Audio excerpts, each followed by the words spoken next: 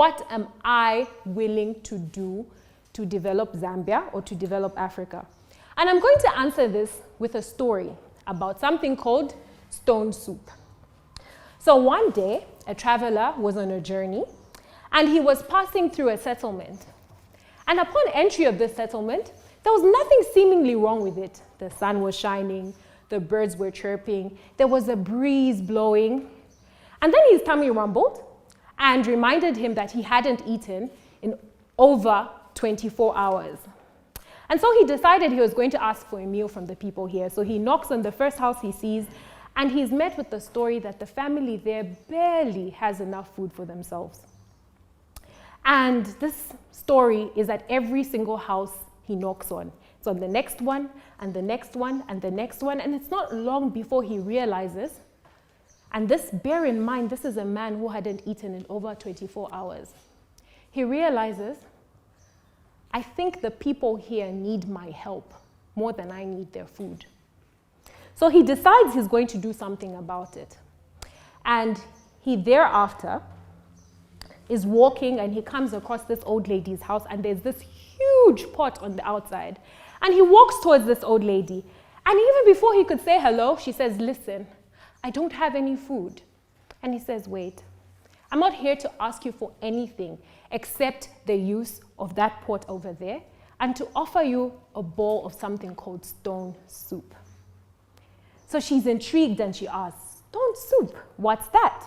So he takes out these stones, which he had picked up on his way by a stream, and he says, these are the key ingredient in this amazing soup. And then he asks, do you have any seasoning that I might add to the soup? And she says, listen, I have nothing except a few onions, some garlic, and some peppers, but absolutely nothing else. And he says, that is perfect. So he sets about building a fire and begins cooking his soup in the most centralized part of the settlement. And he's frying and sauteing the onions, the garlic, and the peppers. And it's not long before he has the attention of the eyes and the noses of everyone in the settlement. And then this man walks towards him and asks, what are you doing? And he says, I'm making stone soup. And this man had the same intrigue that the old lady had. And he says, can I offer you a bowl of this soup? And the man says, yes, please. So the traveler proceeds to stir the soup and taste it. And his face lights up and then goes flat again. And he says, it's coming along nicely, but it seems to be missing a little bit of something, maybe some sort of meat. And then a woman nearby says, I have some chicken. And he says, wonderful. And she puts the chicken into the pot. And this trend continues. He stirs it and tastes it, and it's missing something, and he's mentioning different ingredients.